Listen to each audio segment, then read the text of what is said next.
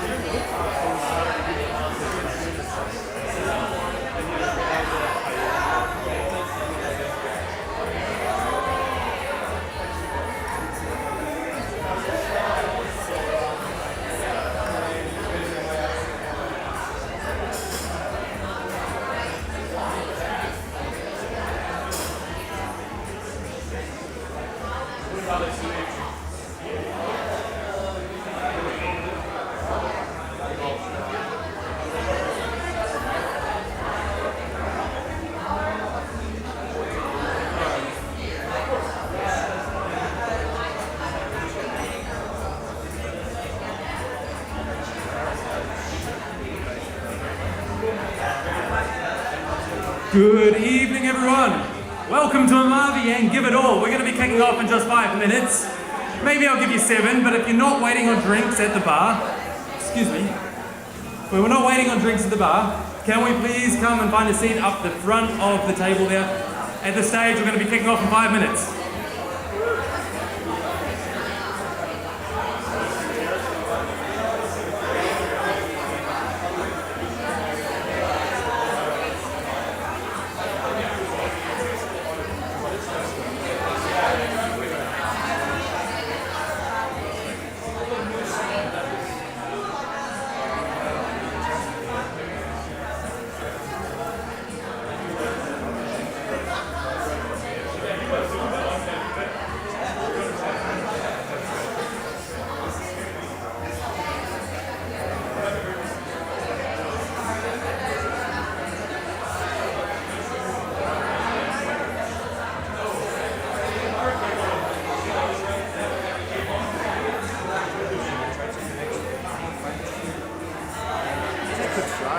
Maybe just for the difference.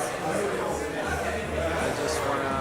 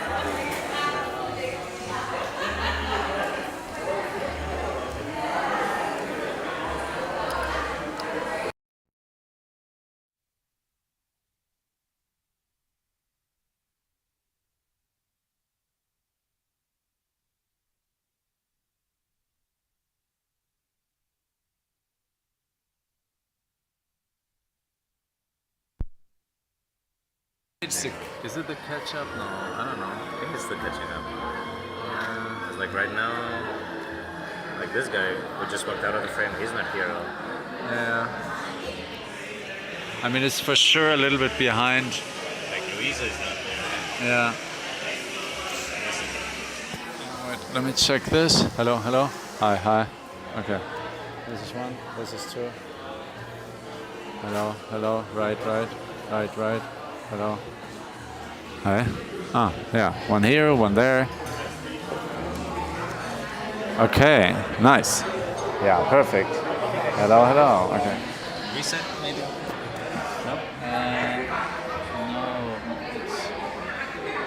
It's supposed to come by itself. yeah, I mean, if we go, I don't know, I'm just trying.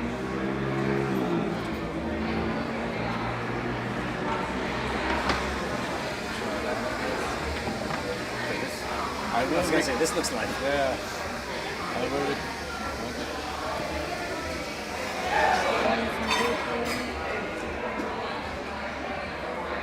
Which range? Okay, 6'8", yeah, but like.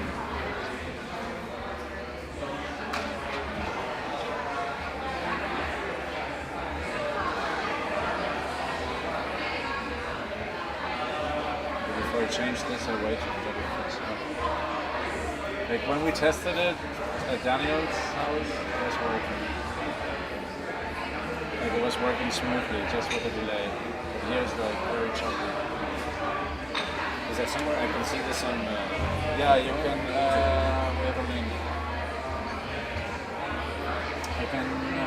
I cannot search for Give It All Live or something. I mean, we didn't share it yet anywhere because it was still. I can send it via WhatsApp or can I do email? I don't know. Here. It's basically the same as online. Still lagging, yeah? Yeah. Oh no, why is it lagging? It's lagging badly. Yeah, it's not. I mean, you can watch it like that, right? I feel like it's worse than before with the faster. The slower Wi-Fi was almost better. Maybe it was just. You always have to test so many times because sometimes it breaks in, like, you know, it's just like. But it looks good. Yeah, but maybe the other one is like slower, but also less people use it. Because that one we only use for payment systems. Sure. How are we doing this evening? But even then, Like if come I down get from the back. Next time in, I think. We're about to kick you off. I think Hang on it's. in down the back. We've got the latecomers, Mr. Dan Holloway, of course. It's not even playing. I heard the traffic is quite bad out there, and I was like, do I let them off the hook because the change in traffic and all of that? And I'm always Change like, back again? you know what? We've got a whole This is room worse full than of it people was, here right? that really made me But happy. here- They're like, you know what? Maybe I think there it was is the that. same. Maybe I'll show up early. Yeah. As far as I'm It was the concerned, same, you're showing up like, now, you're already 45 minutes In the late, beginning, right? it even cut You out know how we completely. roll. Like it's So- like smooth for 1 second and then. Is that good? I go quiet, my room goes quiet. How are we doing this evening? How are we doing this evening? Are we going to bring some energy? We're going to have a fantastic night. We're going to rock out together.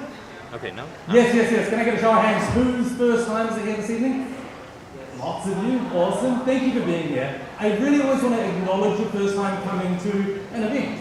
Any event, but specifically this event. We're here. I know it's a big deal to go and do something different than what you're used to doing, whether it's going out on a sunset date or watching Netflix at home or going somewhere familiar, right? Because there's always this risk. I do this too. I'm sitting at home like, is that going to be shit? I don't want to go if it's going to be shit. How do we know if it's going to be shit or not? And a lot of the time it just takes that like step Still of the courage. same, yeah. Step of receiving enough. vulnerability maybe you can bring into this room. Step of just going, you know what, let's go and give it a go. Maybe let's go and give it all. Because it's all of you giving it all here tonight that makes this event so epic. Alright, can I get a show of hands? Yes, give yourself a round of applause. Can we get a show of hands who's been here before? Lots of you as well. Awesome, you know how we roll. Thank you for coming back. And as I said, like a lot of people, I feel like, well, I do. I get a lot of credit for putting on this event, which I'm very proud of. But I also pass the credit back to all of you that keep coming back because it's an event without an audience wouldn't be a very great event. So it's you that really bring it.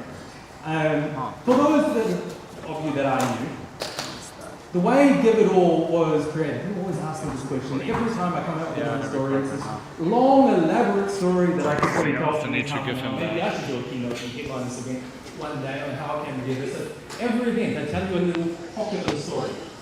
What's going to be tonight? Well, let's see. We started this event when we landed in Medellin. Louisa and I had a partner.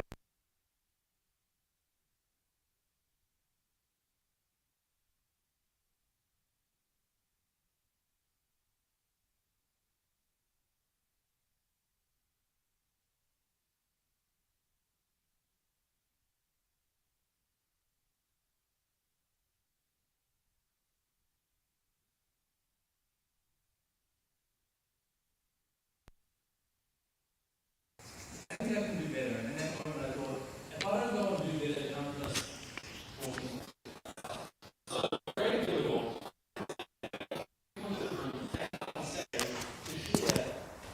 Just 5 minutes of what it is that they know, the wisdom, the value, the insight, create the experience.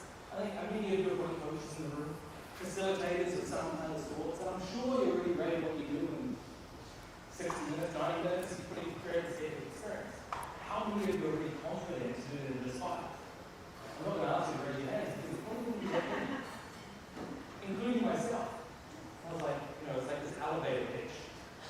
without the pitch. It's just really giving someone the experience of what it is that you know and the professional at. I thought, what a great way to learn how to do that. But we just bring a whole lot of other people to come and teach me.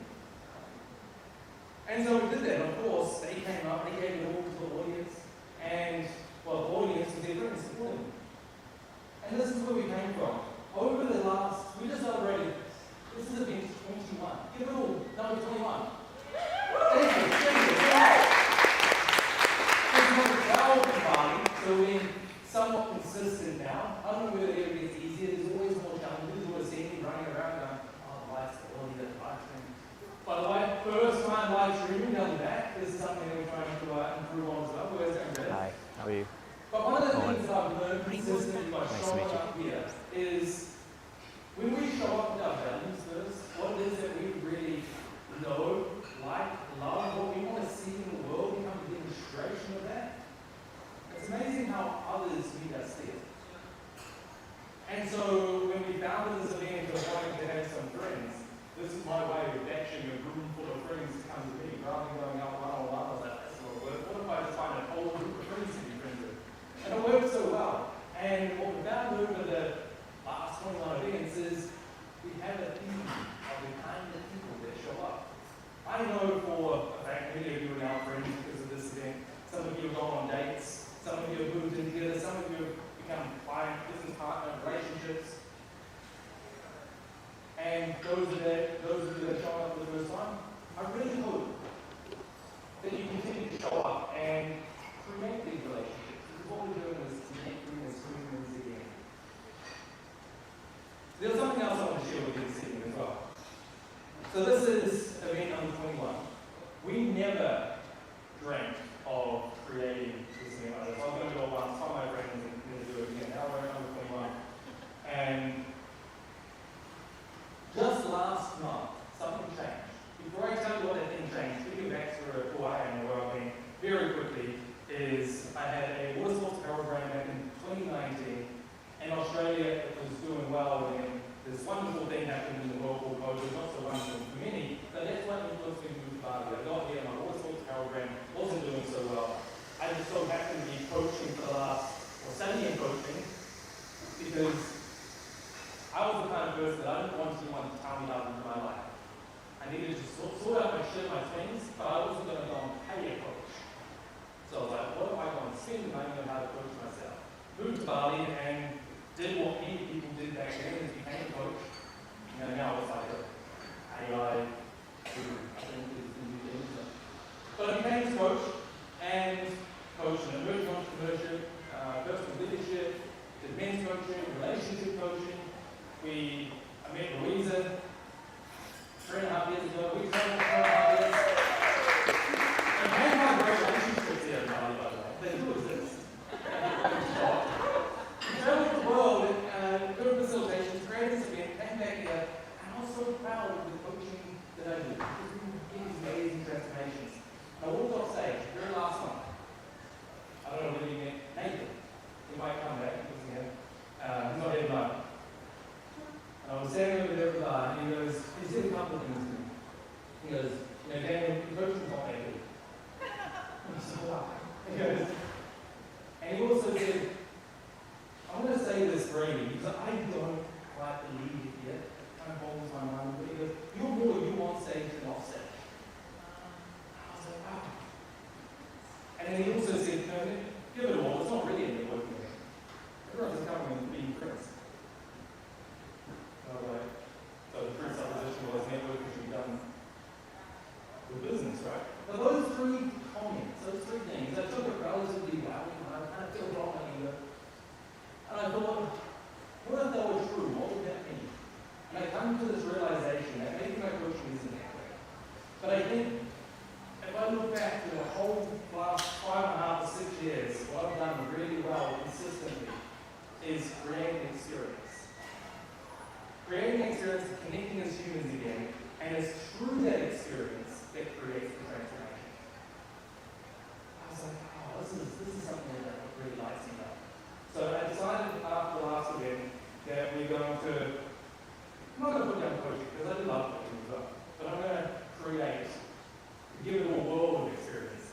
And what give it all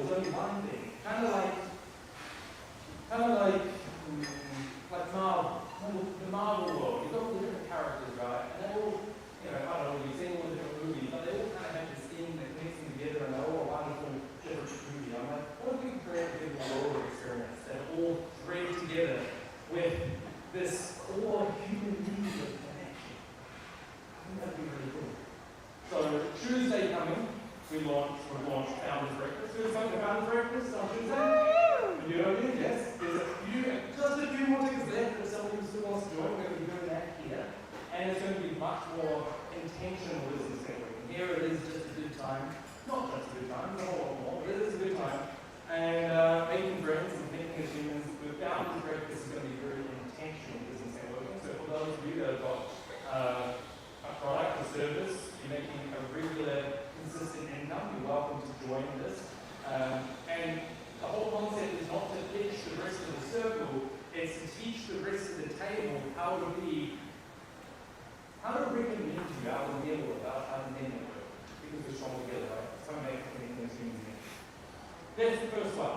After this thing, I'm going to go and design another one, and I hope that you all would love to come along on the digital world experiences. Thank you so much. Zero and alive. So let's get to the logistics of how it's going to go, and then we've got a whole bunch of speakers to come and join us. So we have 8 speakers. We have a featured speaker and a headline speaker to come and woo you of, I don't really know what we're going to talk about tonight. I'm curious, just like what many of you are. As I mentioned, I've got 5 minutes each. The headline will go, finish up now, 20 minutes, half an hour. Our featured speaker, 10 minutes. And here's a special one. I'm not about to see now, so I don't drop it on the last minute. Is we have a wild card slot tonight. Who would like to come and speak on stage? Not so many. Okay, good, we haven't got one done there. So when I ask you this, and we're going to have 2 speakers, and we're going to do a wild card slot, you have an opportunity to come up here, create the content, create the authority with a photographer, with 3 cameras recording it, and you get all this. Yeah, here's another one. Be seen, yes. It's a really great opportunity. Everyone that's come up on stage on the wildcard slot has never regretted it. They've walked off stage bringing everything there because it's a real earned opening. Yeah, it's scary. It is. So you can own that. You can fuck it up and still feel fantastic, and that's what you're doing. So that's going to be speaker number 3. The way that we're going to be timing it, we've got this magic light system. So the speakers have got 5 minutes. At 3 minutes 30, and you've got 90 seconds to go, the lights go green. Just like that. Pretty cool, right? And then at 5 minutes, they go red. Yes. And we go. So that's how we go.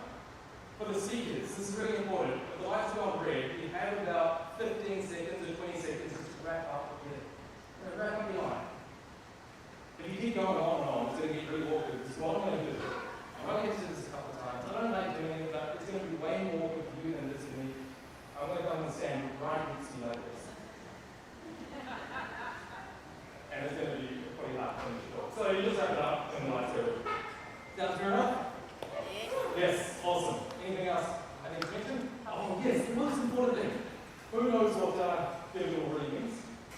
You know how to get it all? So the speakers, they're going to be getting it all because they're up here on stage. They don't want to get it all. Audience, we can give it all to our speakers. So what that means is when they're up on stage, they're the most important person in the room. Who else knows how much courage it takes to come up here? Yeah? It takes a lot. So when they come up on stage, we're going to go absolutely nuts. We're going to stand up and we're going to do standing ovations. You're only going to have to do this 8 times tonight. You're going to do that. It's going to help you boost some energy as well, stay engaged, make them feel fun, and it's going to make them feel fucking fantastic. Hopefully, those in the room here that are feeling a little bit nervous, you're going to see that and go, wow, I want that. And then when the wild card slot comes like, yes, good. Are we going to do that? Yeah. Alright, let's practice. How does good it all sound like?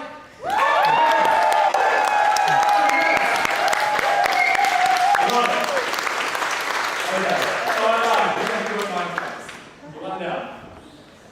Should we go to our first video? Are you ready mic'd up? Alright, so we know what to do? Yeah. Let's give it up for On! Come to the stage!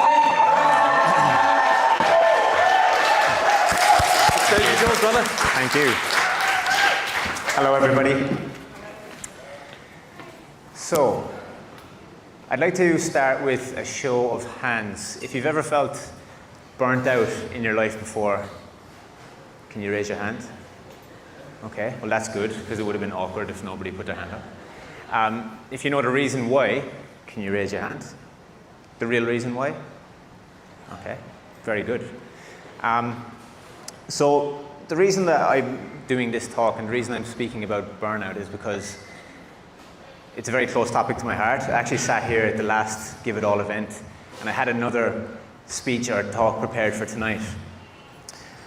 But then I just scrapped it and I thought, well, what would a room full of ambitious people and entrepreneurs and just cool people want to actually know about?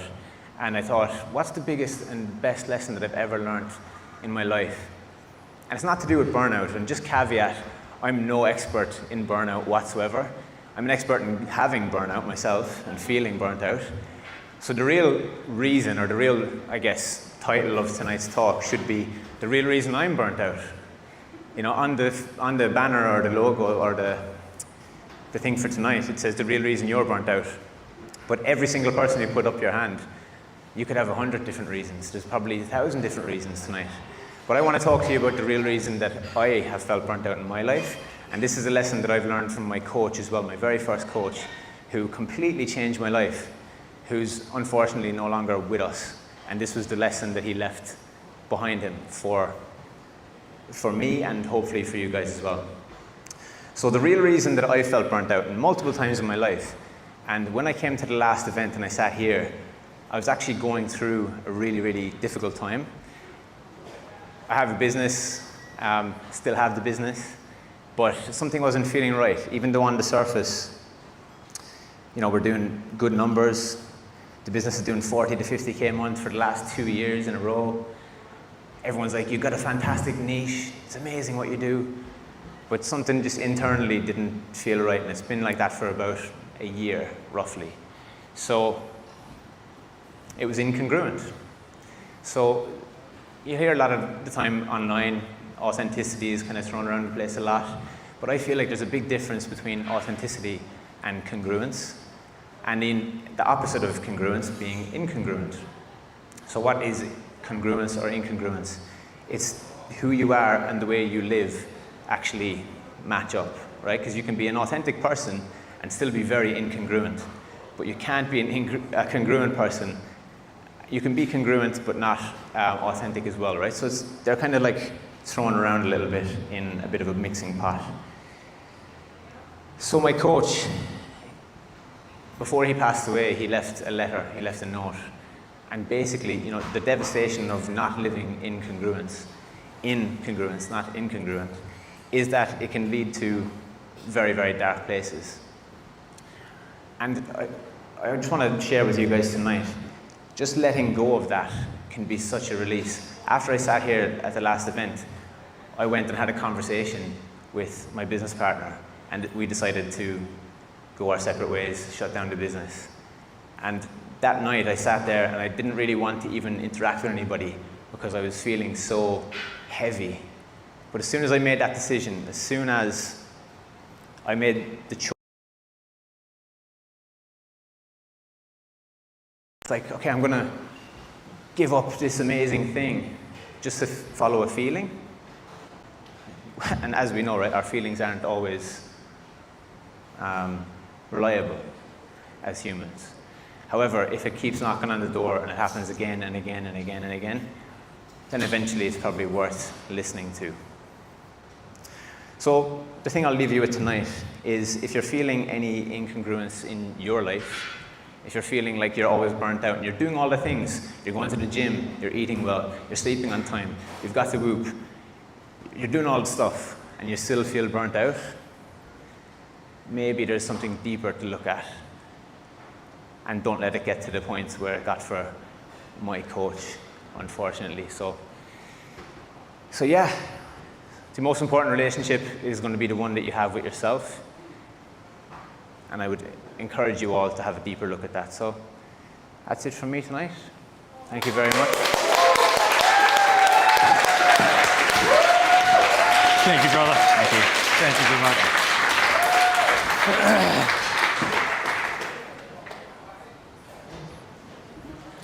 I first met Owen online on a coaching program back in January last year. Do you remember that? See, I remember your face. And then And then I bumped into him again on another online coaching program that was here in Bali. And then we bumped into each other at a restaurant. And here's my little secret. Man, I've admired the work that you've done since then. And so to hear that you and your business partner have parted ways it's surprising. But I really want to acknowledge, well, the acknowledgement that you've already made, how important that is. I've never heard it put through that frame before of congruence and incongruency. I love the message, the way that I see it is through abandonment, self-neglect, but it's the same thing, and I think it's one of the most important messages that we got to keep coming back to ourselves. How important it is, people say, to take care of yourself, or, I think it's mixed up a lot with this whole being self-centered or being selfish. But like the easy analogy is the oxygen mask kind of thing first, right? If you're not taking care of yourself, you're feeling burnt out, well, you can't do much for that. So thank you so much for the message and the reminder. Can we give it up for Owen one more time? Experienced rejection before or felt like you were not enough? Raise your hand. And who sometimes still experience self-doubt or fear? Raise your hand. And who here would love to step into more confidence, more radiance, and more success? Raise your hand and say yes. Yes. Louder. Yes. I love that energy. If you believe you deserve a life without fear and self-doubt, clap your hands. I was 11 years old when I moved from Lithuania to Denmark. I had to learn a completely new language from scratch. And I still remember my very first day at school. I was walking there so excited with my glasses on, with my hair in 2 braids, with my new pink school bag, and I could not wait to meet my new friends and to belong. So I walk into the classroom and I sit in the front row, waiting my teacher to ask a question. And she asks a question, and I raise my hand, thinking, please, pick me up, pick me up. And she picks me up, and I answer. And suddenly, I look around, and the whole class starts laughing. And I remember thinking, what's so funny? Why are they laughing? Until I realized they were laughing at me, at my accent, at the way I spoke, and even the way I looked. The girl with glasses, crooked teeth, sitting in the front line. Can anyone here remember a moment of your life where you felt embarrassed, where someone were laughing at you? And in that moment, it wasn't just laughter. It felt like rejection of all of me. Like, I don't belong here. I'm not enough. What's wrong with me? And I remember that moment made me become the most silent and shy girl in the room. I stopped speaking. I became the invisible girl, sitting in the background of the classroom, hoping that no one will notice me. And here is the thing about rejection. It doesn't just happen in one moment. It becomes a belief. Because even years later, when I started studying at university, I was still that same girl, sitting in the background, invisible, hoping that no one will notice me. According to neuroscience, our brain is wired to protect us. It looks for evidence to confirm what we believe is true. So if we believe that we are not good enough, it will keep proving that to us. Not because it's true, but this is because how we are trained. And I remember I got enough of being that silent, invisible girl. So I realized something powerful. If we can learn a belief, we can also unlearn a belief. So I started to challenge myself to step into a completely new belief system.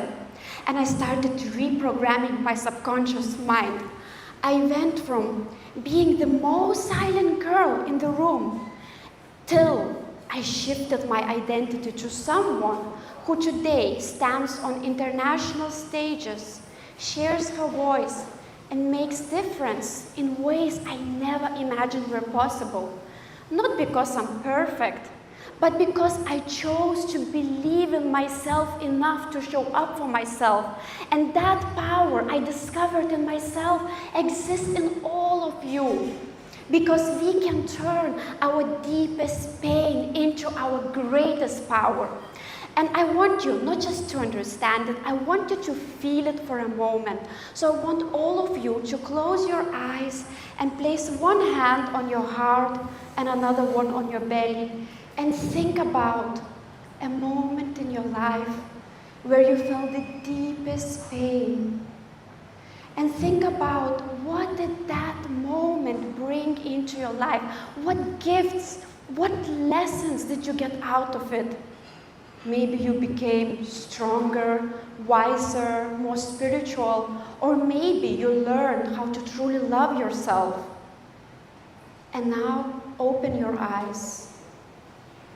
So if you are one of those people who raised your hand at the beginning, I want you to know this. This is not who you are. The self-doubt that you were feeling, the fears what you were feeling, this is not that identity that you are carrying. Because you can turn your most painful moments into your greatest power. And maybe all the challenges that are happening for you, all the pain that is happening for you is here for you, happening for you, so you truly can see what within you can heal and turn that pain into your greatest power. So maybe all you need is to truly remember who you are. Because in life, we don't get what we want. We get what we become. So repeat with me, we get what? What we become. So who are you choosing to become? Thank you. Well done. Thank you. Thank you so much. Thank you so much.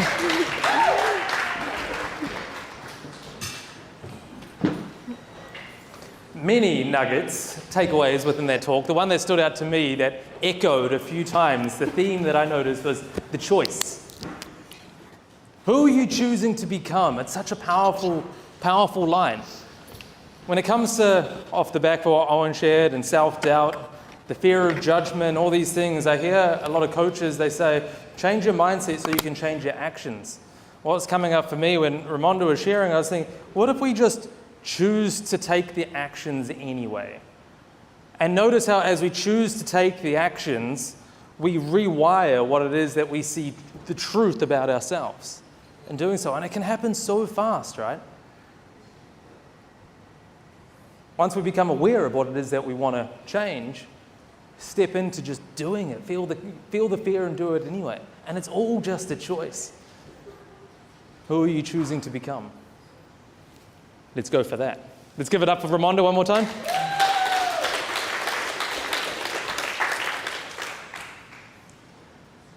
So with that note, I'm going to ask who would love to come and choose to be on the stage? Show of hands. Yes, okay. I have a few people. I'm going to come down. So this is what we're going to do. You have 20 seconds to... Would you like to follow me around? Let's capture some of this. We don't need it. So you have 20 seconds to let the audience know what you're going to talk about. How we're going to do it is we're going to go to 3 people, 20 seconds each, and the audience is going to vote through their applaud of who's going to go up. The ultimate decision... Jody, you're back. Yes, the ultimate decision is going to come down to Jody. I give it to her, so then I can be totally unbiased. So you give her a quick wink when you're going through your 20 seconds. I don't know if it helps. So let's go with very fast, putting the hand up. Job, right? Yeah. Stand up, and 20 seconds, what you're going to talk about for 5 minutes on stage. Actually, the same reason why I raised my hand is because I don't know what I would talk about. And that's that's like one of the main principles that I lived by for the past couple of years is strive now, regret nothing later. And that would be the main topic. Because even if you don't know what to do or what you're going to talk about or how to phrase it or how to do whatever, if you just strive now, regret nothing later, put the actions there, you're good. Nice. I like the principle. You put your hand up, right? But you're already going to be queued in for a speaker. Let's give someone else a go. If we give you the 5 minutes now, what are you going to talk about next time? You might already have your message already shared, right? We'll come back to you. We'll come back to you on the next event. Yes. What's your name? Amanda. Amanda. Here you go. 20 seconds. So, I was thinking about this because I thought it was really bold and arrogant of me to raise my hand, especially when you picked and said, oh, there's one person. So I feel if you guys tell me to go on stage, I'll be talking about you. Oh, jeez. We've never had that. Let's give it up for Amanda. Not sure how I feel about this one. Who was the last one? Oh, yes. And sorry, what was your name again? Nanda. Nanda. You got 20 seconds. So I can talk about all of my fears and angers, and all my failures actually prepared me to live my biggest dreams. Yes. All right, so ultimately it comes down to you, the audience, who you'd like to hear on stage. Jody will help us with that. Let's give it up for Job. Let's give it up for Amanda.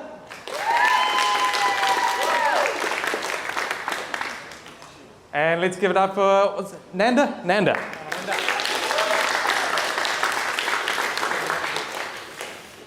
my gosh, that's tough.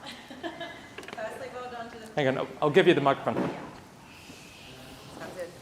Hello, no one winked at me, so I was looking for a wink, but well done to the three possible speakers who put their hand up. It takes a lot of courage to want to speak on the spot, especially in front of an audience where you might not know everybody and you're really need to go up and trust yourself, right? So can we give them all a round of applause to start off with? This is a really tough one because I think it was quite close for a few. I'm going to go to the last speaker.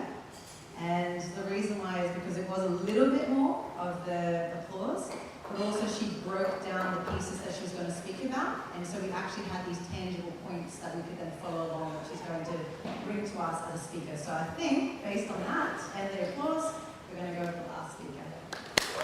Yes, come to the stage, Nanda. Via Louisa for the microphones. All right.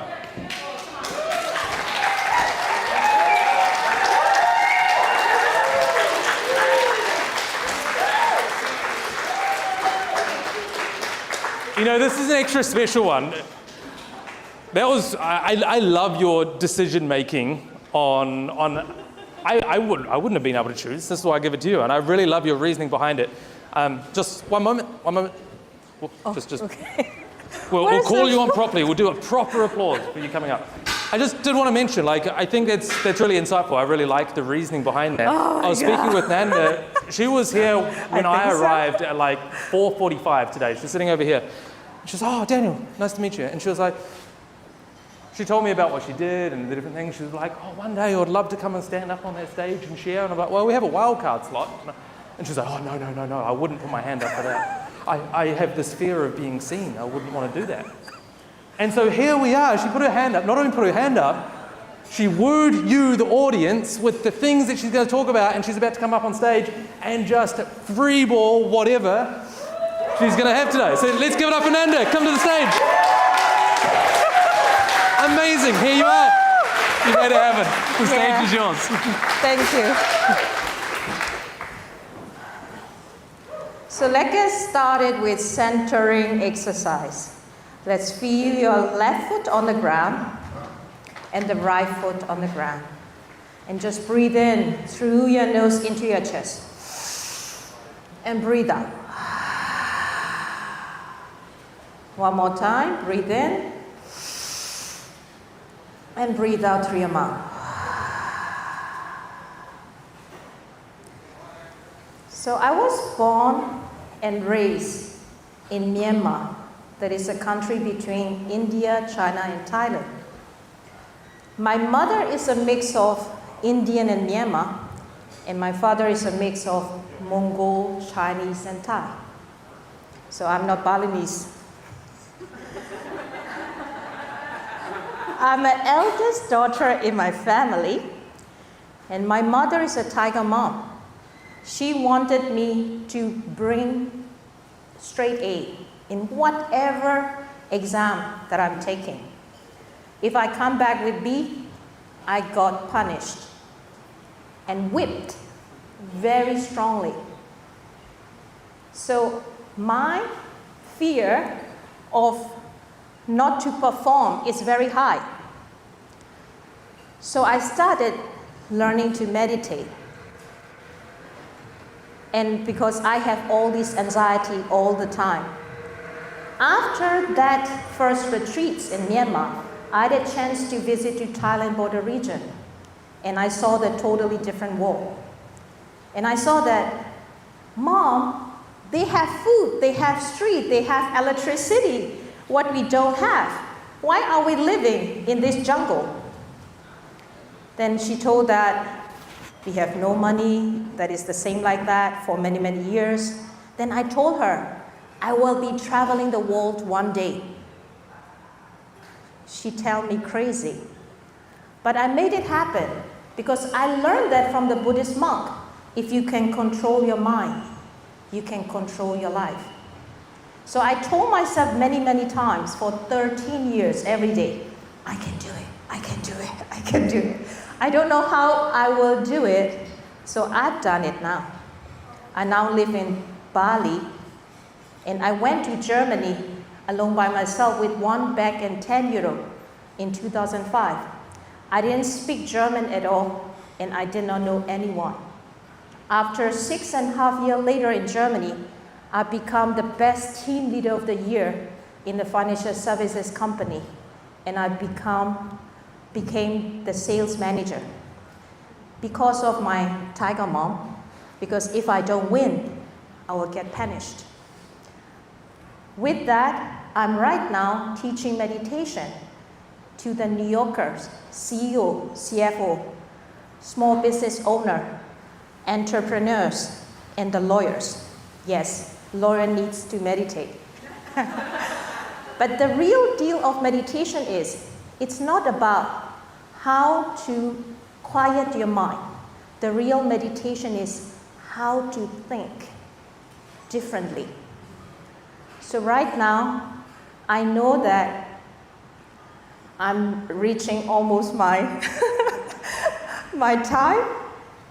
What I have learned in the past, how to meditate to overcome my fear, and my wish to travel the world, and also to learn how to overcome all this anxiety and making success, allow me to teach all those business people in New York City and being able to travel the world. So bless your fears, bless all of your failures, because they are preparing you to live your wildest dream.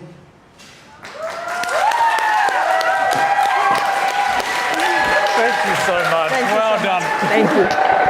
You made it, you did it. I love that we get to do this wildcard slot every month. Isn't that fantastic? Amazing. You'd almost think that she's a speaker. She's done this before. I promise you the conversation that we had earlier. I'm especially happy tonight. Actually, I made a mistake. I overbooked the event, and there was one extra speaker. He unfortunately wasn't able to come.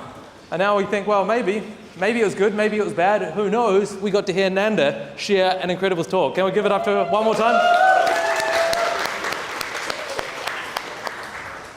So good, that makes me so happy. And I see all the smiles here as well.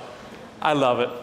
Now, for our next speaker, we have our featured speaker of the night, Medita. Who heard the reel that we made for her? Yes? Who's here supporting Medita? Yes? We've got the fan crew?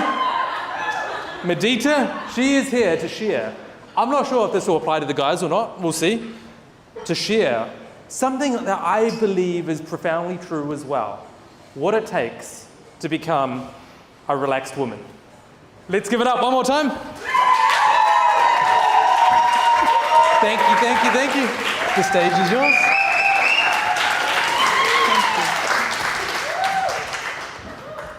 Good evening, beautiful people.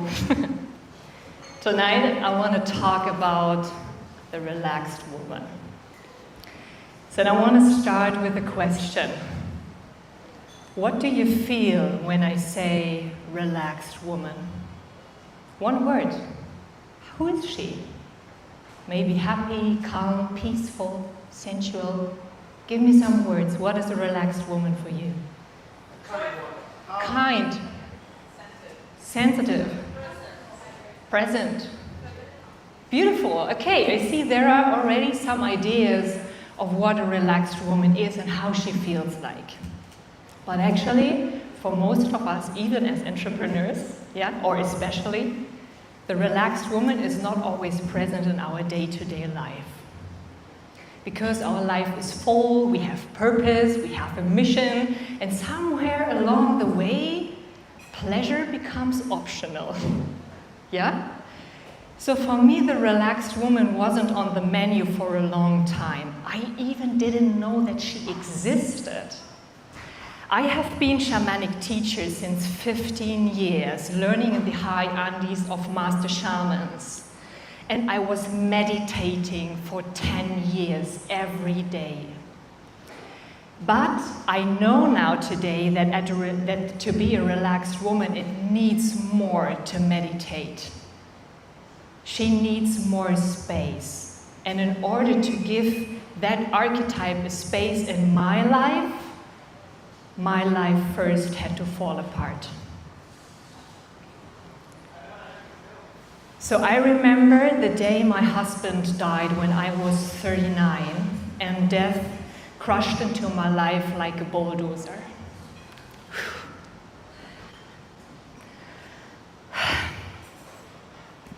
It destroyed everything. I lost my sense of home, my sense of belonging, my sense of purpose and mission as shamanic teacher, and I also lost all the fucking spiritual concepts that I had. I had been, as I said, teaching thousands of people for more than 15 years. I sold more than 10,000 books. I built a shamanic school. And privately, I was living with my husband on a self-sustaining farm in the middle of the forest, mothering 20 chicken, and I had a chainsaw license. But that dream life all of a sudden was over, and I couldn't put the puzzle back together. There was emptiness, no idea what to do. But beside that emptiness, there was something else. And to be really honest, there was a freedom. A freedom that I would have never dared to ask for, never. Blank pages, a reset. And in order to embrace that freedom, I had to be very courageous and honest with myself. So I did an inventory and asked myself, were you really happy? What worked and what not? You're giving blank pages. And in this moment, I faced two truths. First, what death taught me is, we don't have missions that we can fail. Our soul will never fail. Because the only purpose that we have is to feel joy and to be. All other purposes that we give ourselves, they have a place because they create meaning in our lives. But if that would be our mission, then death would be a failure as well. And death of my husband taught me death is no failure. It's part of life. So if I fucking cannot fail, why the heck do I put so much stress and obligations onto my life if there is no failure possible? Because I was tired of those hundreds of healing sessions I was giving. I was tired of chopping wood and composting the chicken shit to glue the fucking kohlrabi on it every weekend. Instead of having 4 hours of mind-blowing sex after a morning swim in the Atlantic Ocean. Fuck it, here was the second truth all of a sudden on the table. I was sexually unfulfilled. To say that on stage is really embarrassing. But that was the truth. So I asked myself, if I don't have a mission, if I cannot fail, and this is my true longing, what do you want to do? I heard myself saying, you know what, I just want to become a relaxed woman and travel the world and be super orgasmic.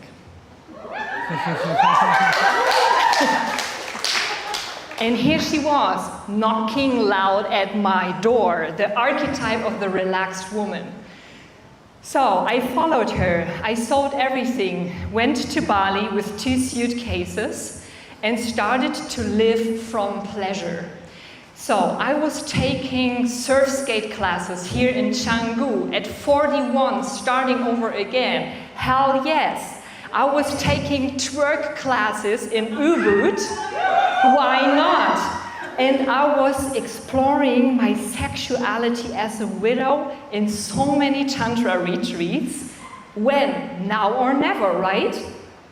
So after some weeks, I saw my clients and my family and my friends online in the webinars and in WhatsApp calls, and they said, "Gosh, girl, you look amazing good. What are you doing there in Bali?"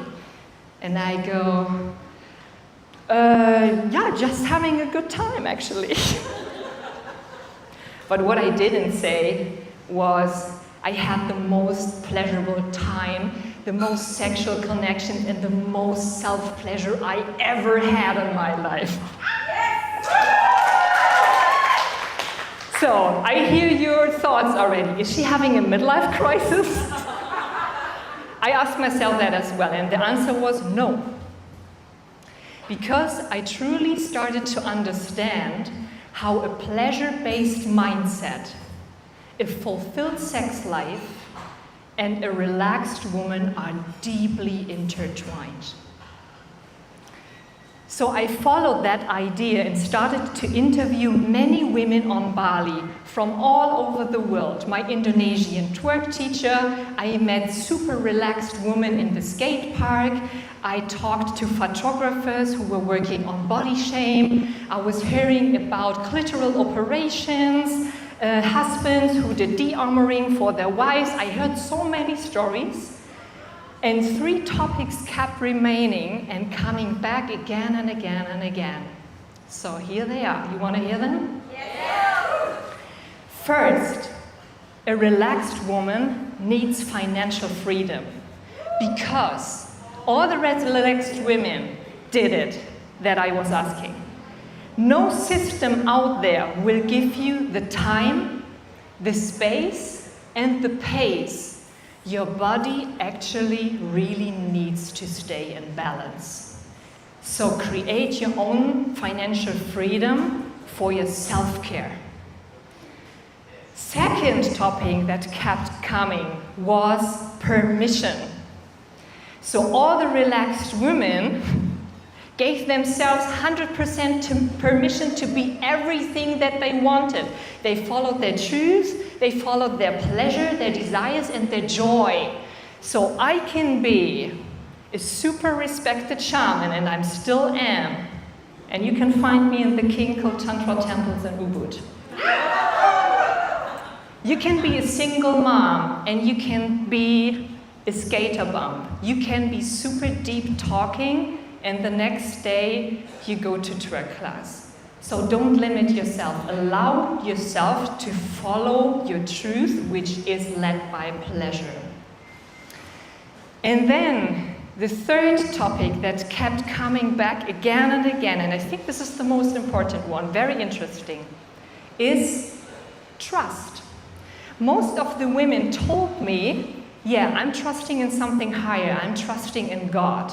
So let's break that down, because I don't know if you're believing in God or not, and I even don't know if I myself believe in God. But what trust is the capacity to stay with uncertainty. What we normally call control, where we think like, yeah, we're holding on to something and we're sticking to it and not letting go, is actually the opposite. Control is letting go too early. Control is abandoning yourself. So abandoning yourself means the pleasure in your life will go, in bed and in life. So if you learn that pleasure and relaxation are deeply combined, then you understand how to live a relaxed life. And here is the takeaway for the whole talk. Pleasure is not something you wait for. Pleasure is a muscle. You can train it. You can create more freedom, more permission, more trust. And the next time, if you want to become a relaxed woman, and you have to take, or a relaxed man, and you have to take a decision, then choose pleasure over pressure. Thank you. Well done. High five. Thank you. That was fun. That was a great That talk. was fun. It was fun. Who loved that talk? You know, I think we're coming up close to hosting like 200 speakers, and a lot of what Medita just shared is the first time I've heard it shared on Give It All. So thank you. Like, I really love the quality of those points, and I know I have full confidence that you go so much deeper into all of that. Probably 10 minutes doesn't do it justice, but you wrapped it up so beautifully, and I love that third point. Being able to sit with the chaos and the discomfort of life. The more that we can, I think that is one of the, Jody might agree with this as well, is part of being able to speak on stage, whether it's prepared or unprepared or whatever, is the chaos here that you can't control any of it. And once you can just be comfortable in the chaos of what's going on, life becomes so fun, doesn't it? Yeah. Thank you so much for sharing. And have fun. Give it up for Medita. So we're about to go to a break. What's the time? We're right on time. I love the punctuality. One of the things I forgot to mention at the beginning is we love to be punctual, even here in Canggu or in Medellin where we've launched this, because we think it's a matter of respect for ourselves, with each other, to show up and doing something that's important. We're communicating to ourselves, this is important enough to show up on time. I'm important enough to show up on time. And same with the person next to you. So turn to the person next to you, give them a high five and say, well done. Yes. So we want to bring more of that. Yes, keep doing them. Lots of high fives. That was a good one. So we're going to go into the break. What I want to encourage you all to do more of that.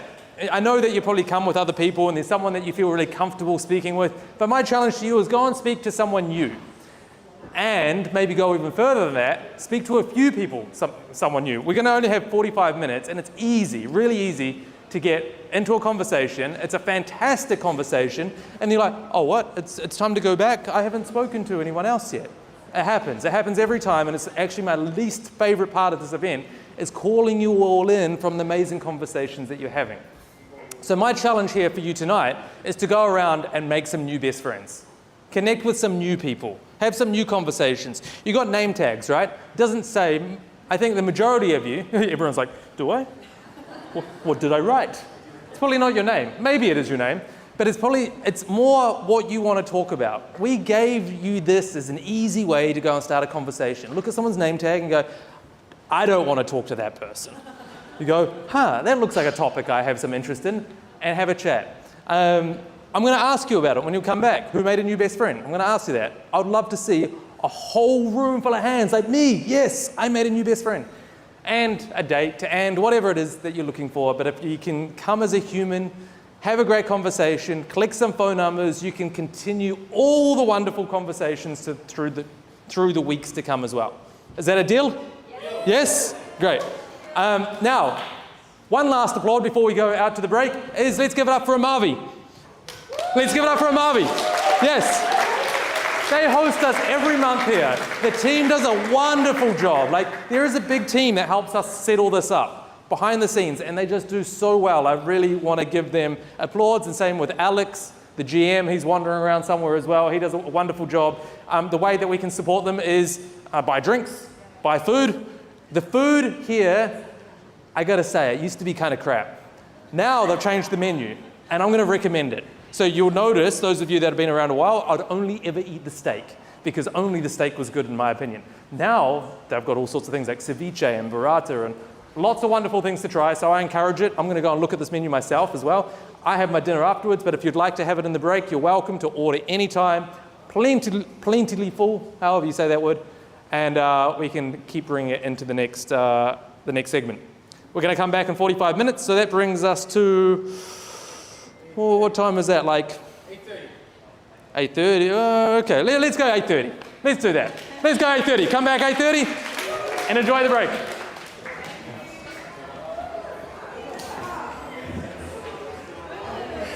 Am I talking loud enough into the microphone? Oh, good. I'm not holding it very close, but that's the way I like to hold it. I wanted to introduce you to Rebecca. I really wanted to know more about your podcast. Hello. Are you okay? Just I am a hugs first, but I need to not mix those, so I'm gonna give you a hug. Rebecca. Hey, Rebecca. Give me a second and I'll be right back, yeah? I'm on a mission here.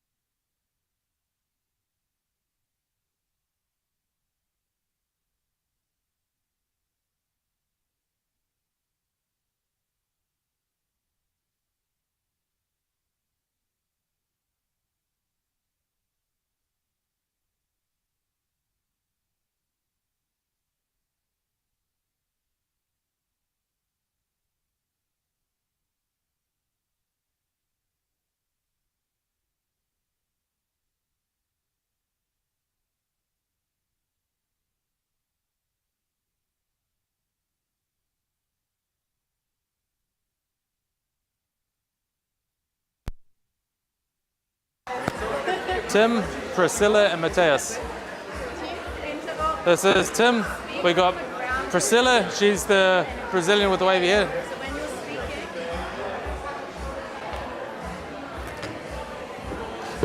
All right, let's bring it back in. We got session number 2 kicking off in just a moment. Bring it on in. How we doing?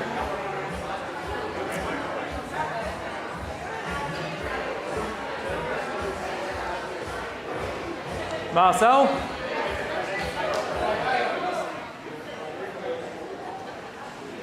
Alex? Bring it on in. I had to get them to turn down the lights a little bit so I could do that. When we were first setting up, the lights were so bright I wasn't able to see into the room. And I was like, if I can't see into the room, how am I going to call people out when they don't want to come back to their seats?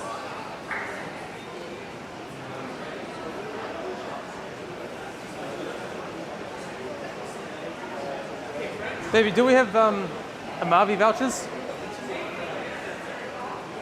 I can get some. Do you want to run down and grab some? Yeah. Just give me a second to not Yeah. mess this up. We don't need it until after the third talk. The third. Third, yeah, but ask. You ready to go? Don't speak, yeah? After when you have ready. All right, bring it in, bring it in. See what I mean? On the box screen, little bit. No, the lights are fine. I was just making conversation. We just need a...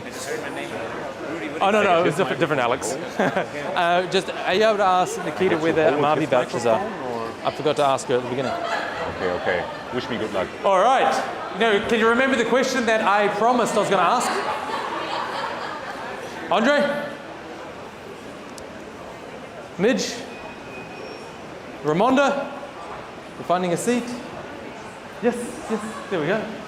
Who remembers the question that I was going to ask you after the break? Who made a new best friend? Show of hands. Do we have a room full? Who didn't make a new best friend? Oh, come on, what were you doing? You had a great conversation though. Did anyone find a date? If you mind admitting. Oh, yes, you found a date down the back. Very nice. One of the things that I love about this event is, wow, the rain is really loud out there. Maybe we've got to hold it a bit closer. Is that better? One of the things that I really love about the event is how many people, I'll be out in Canggu and people will be sitting at breakfast or at different places and people will come up to me and go, Daniel, I love Give It All so much. I met this person, we're doing this together. And it really warms my heart. Like in the break, a few of you came up and just said, it feels so genuine here. And I truly believe this is something that we're craving more of, right? Is the connection and the collaboration. And when we can show up in this way, talk to a stranger, because ultimately that's what we're all here for, right? Is to connect with one another. And when we can show up with that genuine interest in what's happening in someone else's world, whether it's on the name tag or the small talk or whatever, and you can take it outside of the room, your life fundamentally changes with the opportunities that can come as a result. So thank you. Thank you for the conversations. Thank you for the conversations that have brought to the stage so far. And we're going to be going into the next half. We have another 3 speakers. After the third speaker, I'm going to come down and give you the opportunity to let us know what your key takeaway from this evening was. Because it's all good and well to come into a room like this and feel incredibly inspired, right? Maybe you've heard a TED Talk, and you have this wonderful inspiration, and then you leave the room, or you turn the Netflix off, or the YouTube, or whatever, and nothing changes. Now, inspiration without action isn't really much. So I want to give you the opportunity to share what was the key takeaway from this evening, from one of our speakers up here. What did it inspire within you that then you can be accountable for and actioning in your life? A reminder maybe that you needed, something that maybe lit something within you, evoked an emotion that is real and present for where it is that you are today. And then I'll ask you, what's your commitment to that? And you can nominate someone next to you or a friend. Most of you have come with a friend or your new best friend, if they can hold you accountable to that commitment. That way, coming here tonight wasn't just about entertainment, wasn't just about inspiration. It's about really making a change into your life. Can we do that? Yes? Yes, sir. We're only going to do maybe 3-4 shares.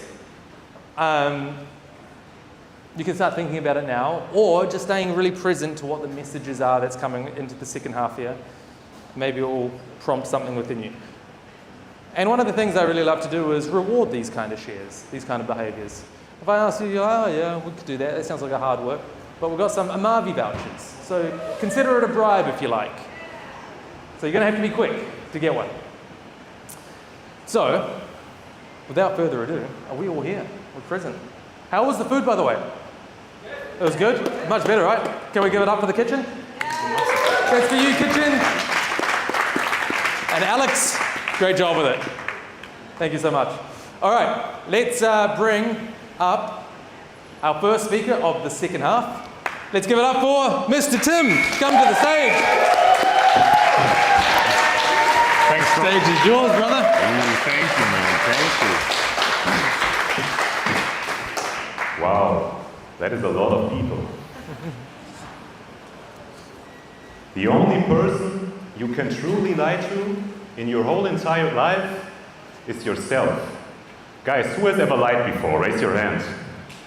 I don't mean those small lies, like you're still laying in bed, but you texted your friend that you're already on the way. Big lies, where you have betrayed somebody, cheated on somebody, or just hold back the truth from a loved one. Raise your hands. Who did that? We got some courageous ones. One applause for you guys. You see, when we ask people about why they hold back the truth, there's a lot of different reasons. Like not wanting to put the burden on the other person or to save a relationship. Most people say that they will do it for another person, or if we go one level deeper, they do it for themselves. But do we truly serve anybody when we lie? You see, I've lied a lot of times in my life. I've lied in business, I've lied in close relationships to friends, family, romantic relationships. I've also lied to myself, which worked for some time because I've painted this image of myself which I wanted to hold on and show anybody who I was. Until at some point, I started feeling more and more heavy in my day-to-day life. I started feeling inauthentic in myself. This went on for some time until at some point, I could not bear it anymore. I wanted to take time off of work, time off of seeing people, off my phone, and wanted to observe what was actually going on inside myself. This took some time, and afterwards, when talking to some people, I came to one very interesting truth. And that is that every time we lie or hold back the truth from someone, it's never for the purpose of serving others. It's most oftenly just a reflection of the shit that we're too afraid to face in our life right now. And another point which came from that is that if we truly want to grow as a person in our business or relationships, it's most oftenly not the extra hour of work we need to put in. It's not the extra workout. It's not the extra all-nighter for our business that will keep us moving forward. Most oftenly, it's that one difficult conversation that we've been consciously or unconsciously avoiding for some time. It could be the one conversation with your business partner about where you would actually like the business or your life to go. I think we also heard some stuff about that today. Could be the one conversation with your father about how much you actually do to get his approval, to hear the words, "I'm proud of you," for the first time in your life. Could also be the one conversation with your romantic partner about how you would actually want to be treated in your love life. Or just a conversation with yourself about what the fuck you want to do in your life. But most often, it's one of those things. So let's do a little exercise. You don't need to close your eyes, guys, but just hold on for a second and think about what is that one conversation that you may have been holding back for some weeks, some months, some years. Could be with a business partner, your old school teacher, your old school bully, anything. If the answer came to your head and you were just like, nah, that's not that difficult of a conversation, it probably is. Otherwise, you would have had it already. You know, if there's one truth that I think we can all agree on, is that the truth will always come to the surface at one point or another. It could be today, could be a week from now, could be 10 years from now, somewhere over there. but it will always come to the surface, and truth will always mean growth for all of us. So the next time you hold back the truth or don't want to have that difficult conversation because you have something better to do, ask yourself, when do you actually want to grow as a person in your business, in your relationships with your close ones, and most importantly, within yourselves? Thank you.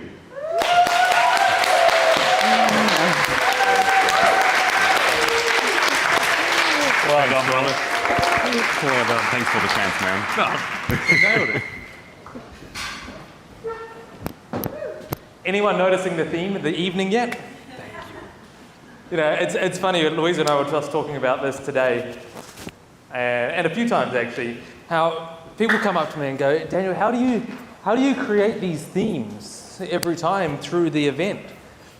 Like, sometimes I kind of want to tell some bullshit story about how magical I am, that I can just queue up these perfect speakers to create the theme of the evening. But the truth is I don't know how it happens. There will be a theme of topic that threads all the conversations together. Maybe some would say that it's what you're paying attention to, you know, the reticular activating system in your mind, that, you know, maybe the theme that I'm noticing is different from the theme that you're noticing. Or maybe it's just there's not that many personal development topics. There's only like 5. We all talk about the same thing. But that's not true, because we've hosted so many events, we haven't had the same theme more than like once. It's always just like, it's a different one every time. And so if you haven't noticed it yet, keep listening, keep paying attention, because it might come out. I really loved your topic. Can we give it up for Tim one more time? Thank you so much. Feels great, right? I still haven't realized it, man. Can I ask a question to Jim? Yeah, sure, go. Stand up, you're going to have to say it really loud. Do you really think that a truth cannot be eaten forever? That's my question too, because it happens to me that sometimes in my life I didn't find out the truth. So I never knew, and I will never know. That would be always my biggest dilemma. I think it's not about I think it's not about the truth that you want to find out about other people or other circumstances, but most importantly, the truth within yourselves and your close relationships. I think those will come up. And if it's something that you haven't found out and it's out of your control, then I think then we don't need to give a fuck about it. Nice. Awesome. Let's continue on with the really great question. Great answer too. I would love more of that. Maybe we could bring more of that. It would make the event a little bit longer, but thank you, Parker, for bringing it. You know, by the way, Parker is going to be our headline speaker, so maybe he's just leading by example and he's expecting to get some questions at the end of his talk. That's exactly why I opened it. I've seen the other speakers, no one will ask questions, and I believe for our Buddhists, the humble of Amali, we can talk to each other. Yeah. Especially, I will have 20 minutes to say, so the conversation will be longer. Yeah. These are the conversational openers for in the break and after the event. And come and have these conversations. I think it's a really great question. It's a really great response. And there's probably other perspectives that are coming up within everyone, right? Go, oh, what about this? What about this? These are the kind of conversations that we need to be having more of.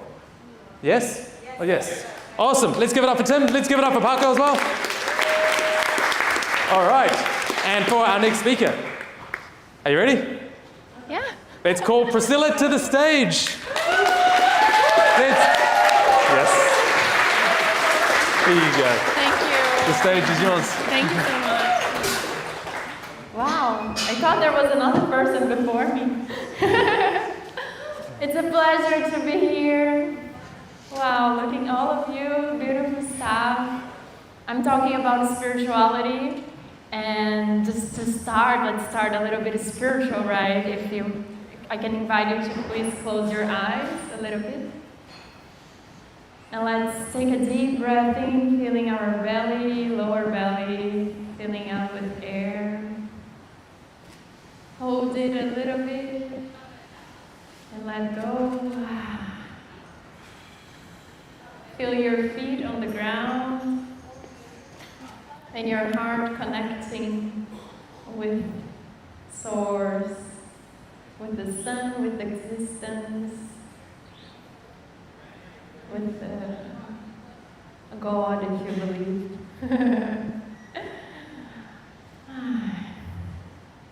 And let's feel gratitude for this night, for this beautiful venue, for our bodies, ourselves, and for Mama Bali and the whole world sending love, this beautiful connection.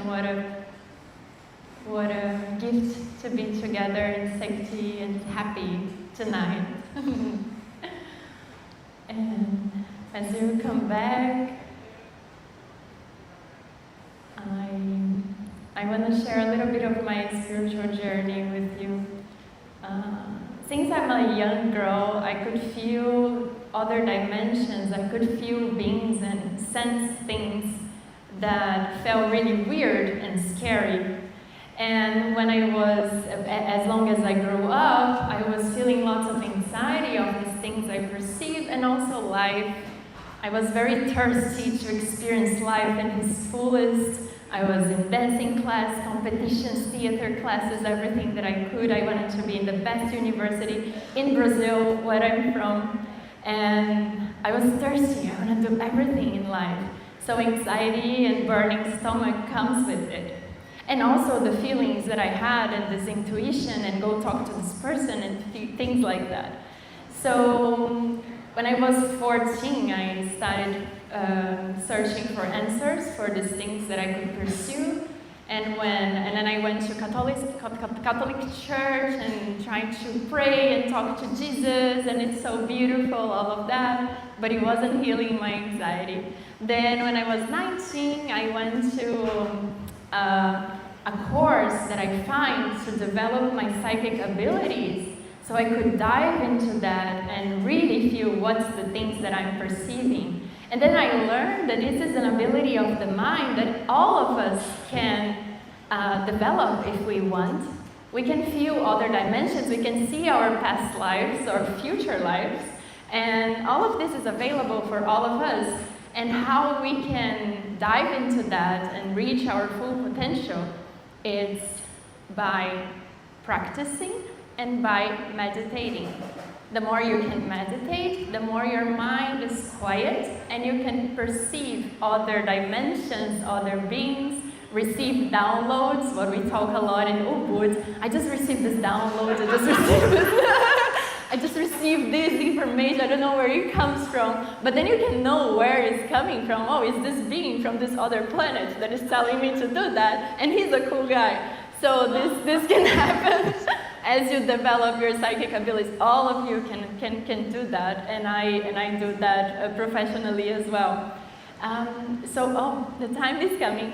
So in the journey of meditation, I went to Buddhist monasteries, I went to the prayers, and the best thing for me was Tantra.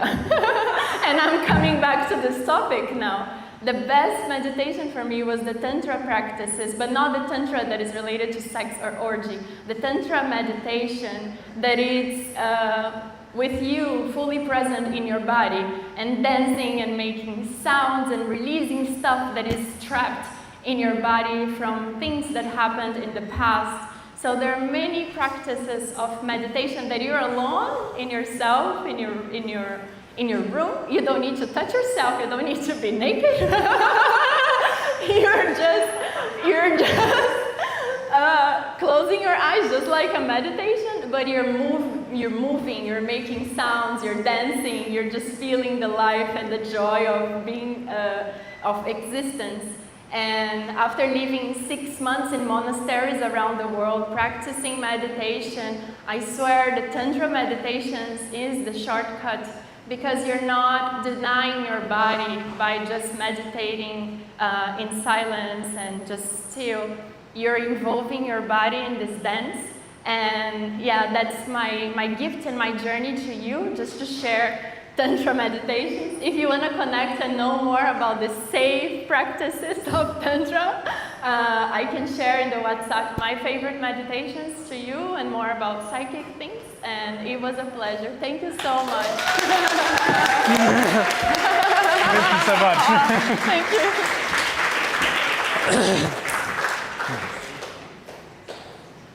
We need to remember that we're in Bali and close to Ubud, right?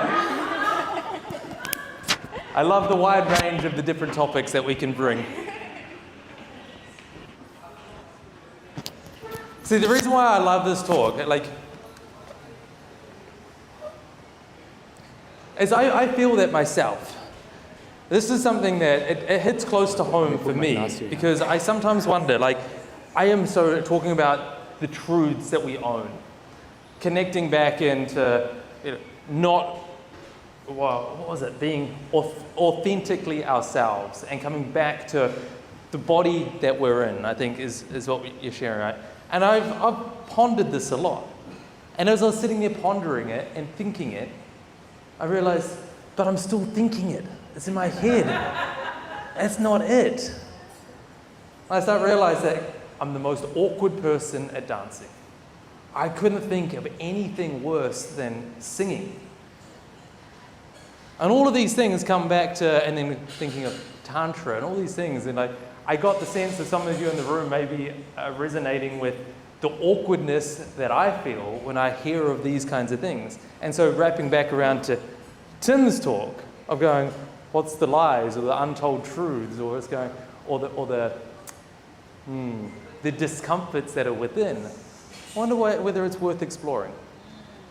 And so my question for you is, for someone like myself that might be so awkward with exploring this, where do you start?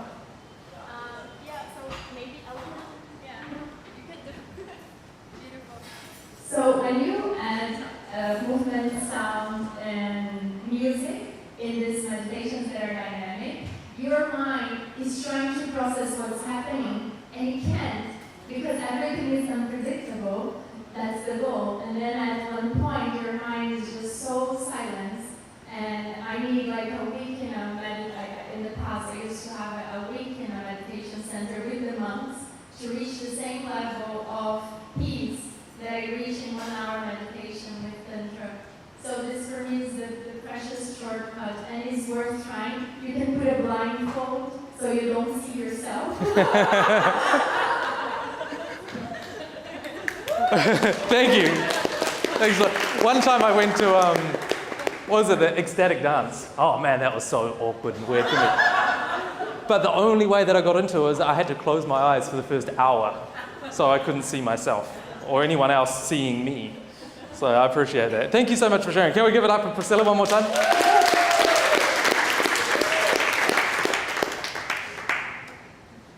All right, we're coming up to our second to last speaker of the evening. It's gone so fast.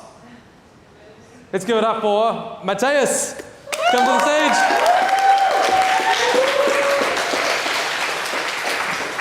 I think Matthias here, he's had the biggest fan crew ever to support one of our speakers. How many supporters have you got here tonight? I didn't count, I don't know.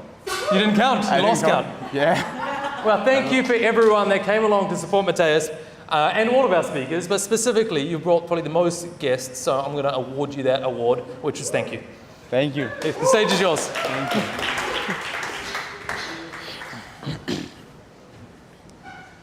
We all made a decision tonight, the decision to show up. And this was a good decision, because sometimes all it takes to move us closer to our dream is one word, one moment, one shift of perspective, or one ice bath. So I'm German, a big surprise with this accent, right? Yeah, I know. And what do we have in Germany? We have fucking bad weather in the winter.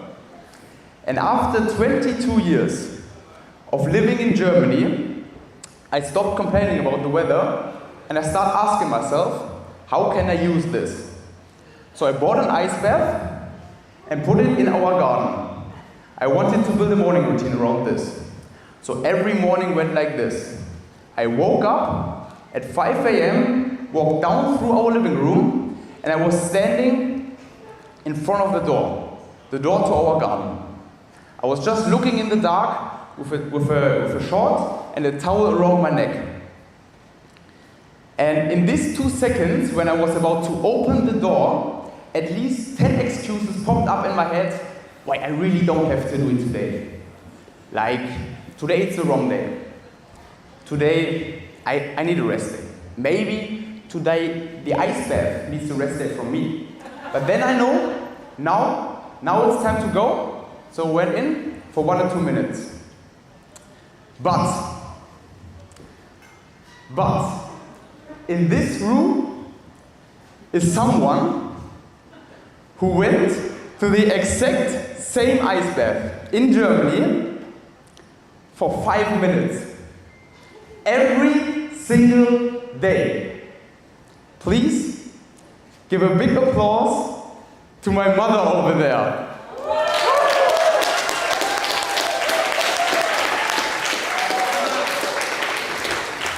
And sometimes on the weekends, my dad joins as well. Please give him also applause. Mom, Dad, I'm so proud that you're here tonight. I'm so grateful for this. And I'm so proud that you see me standing up here on stage. And I would not stand here on stage today if I hadn't gone into that ice bath every single morning in Germany. It started as a routine, but it went into a ritual. The 2 minutes in the cold water, this was not the hardest part. This became a routine. The routine helps myself, it helps my body to use less energy because everything is getting automatically. But the moment before, this was getting into a ritual, that I put myself in a specific state to do the things in the next moment, to give the next moment a meaning. And it doesn't need to be an ice bath, it can be anything else. Like just 3 minutes ago, when I was there, I was fucking nervous, it was exactly the same. I put myself in a state to say, okay, now it's time to go. Now it's time to go to do the next moment. So what I learned from this experience is that the routines are forming our habits, but the rituals are forming our identity. And I will keep building this ritual, and with that, my identity, until I will become the person that attracts my dreams into reality. And this is to speak in a stadium in front of 10,000 people.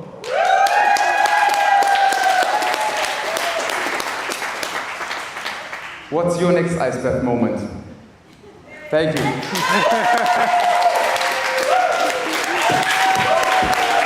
Oh, brother. Fuck yeah. Thank you. Good work, man. Good work. Epic talk. Thank you. I love it. Fuck, that was good. Lots of great threads being pulled through here as well. Thank you so much. I think there's so many things I want to say, but I don't want to take this moment because they were all such well-positioned lines and thoughts and ideas. You know, one of the big pieces that I loved that I took away from what you shared there, Matthias, is, you know, when you're about to do something and your mind doesn't argue, it just goes, yeah, we're doing it. That's what I heard that you're built. That resilience of really showing up, because, you know, coaching, I hear this a lot. We go, oh, I was going to do it, and then the mind gets in the way, and it tells me all the reasons why not to do it. And I'm like, dude, it's because you've been, like, backing down from your mind, letting yourself off the hook over and over and over again, and now it's got the upper hand on you. And what I heard from you, Matthias, is, like, you've trained the mind now. It's just like, when you've decided something, you're in, you're going. And I could see the look on your face, and you're sitting there, you're like, now's the time. I have 100% full confidence that you're going to become the person that's standing in front of 10,000 people in a stadium. Thank you, brother. Thank you, brother. I knew there was a reason why we put you second to last, because you really brought the energy home. Barco, where are you? You've got a big act to follow now. Yeah, you're going to bring it. But not just yet. We're going to do one more thing first. So, I'm going to come down off the stage, and I'm going to ask a few of you. You better run. Have we got a Marvi vouchers? That's where she's going. So I'm going to come down and ask a few of you what your key takeaway was from today. What was ignited within you? And with that ignition of inspiration, motivation, change, the fire within maybe. What is that going to mean as of an action tomorrow? How are you going to implement it? So, who would like to give us something? And of course, when Louisa brings them, we're going to have 200k Amavi vouchers to share. We'll go, I saw her hand first, and then we'll come back to you.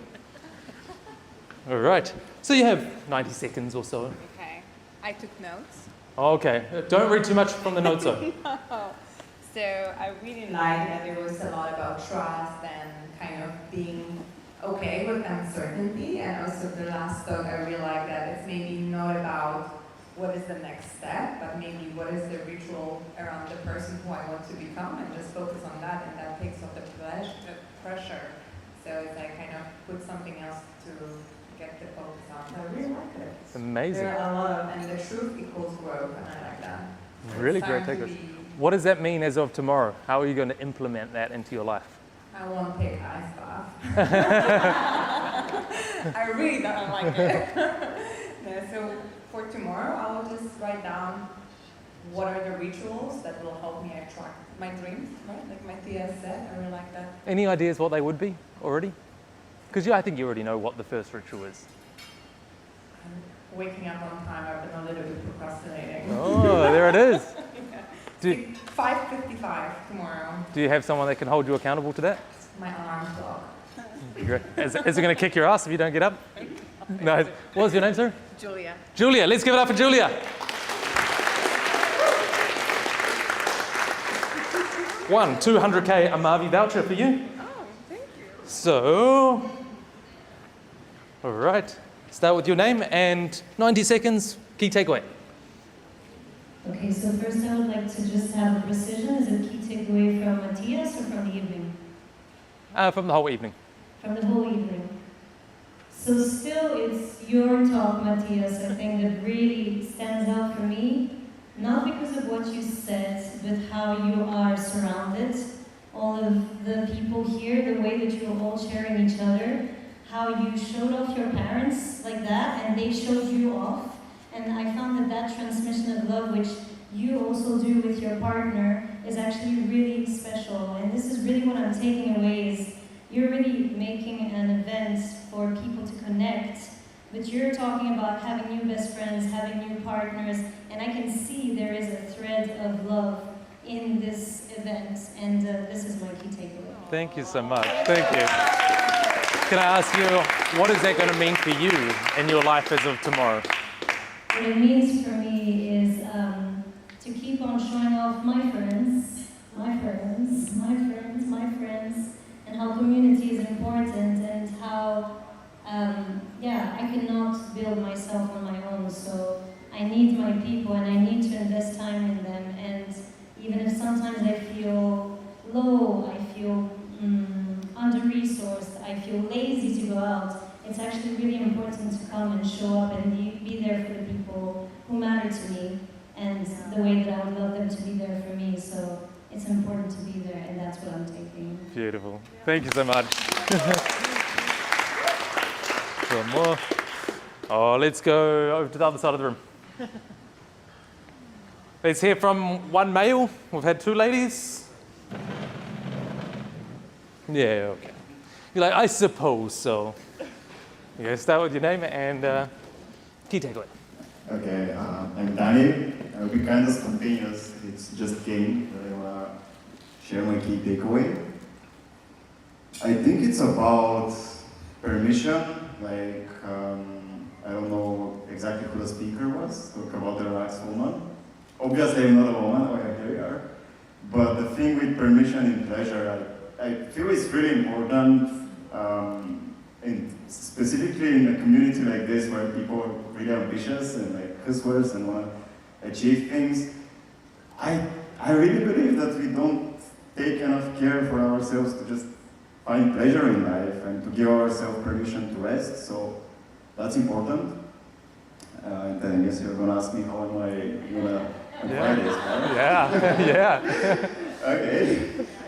So, well, for sure, I would like to sit down with myself and contemplate on what is it exactly that gives me the most pleasure in my life, which I mean is not in a hedonistic way, right?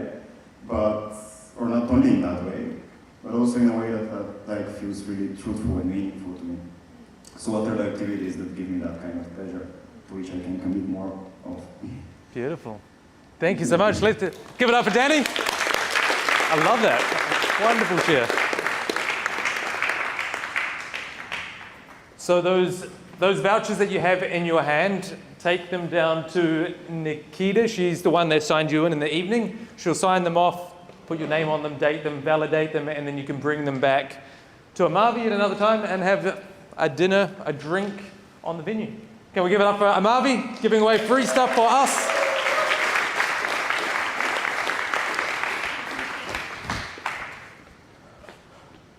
All right, so time for our headline speaker, featured speaker of the evening. You might know him from...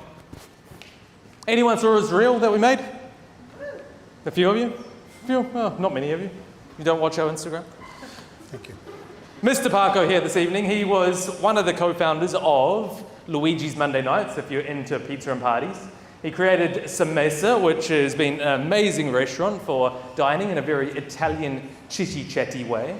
Now he is the host of Amici, which is a restaurant with a menu designed by Enrico Bartolini. Bartolini, correct. Bartolini, who is a Michelin, he's got 14 Michelin star restaurants. Yesterday 15. 15. We've got one more. Look at that.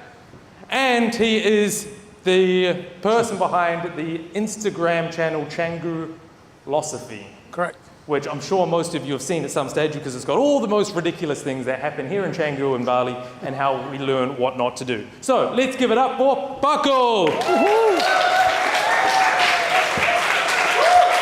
And the stage is yours, brother. Nice to have you here. Bring your Italian wonderful style.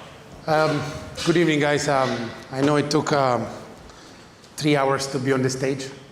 I believe I was the first one getting here. I was 5:50. Daniel told me for a week, please be on time, please be on time. And 3 hours was long, but was very interesting.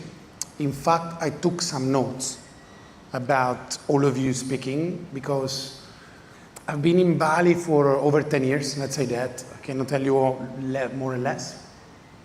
And most of the experience that you have lived, especially the Ubudian ones, were very strong in my beginning of life in Bali.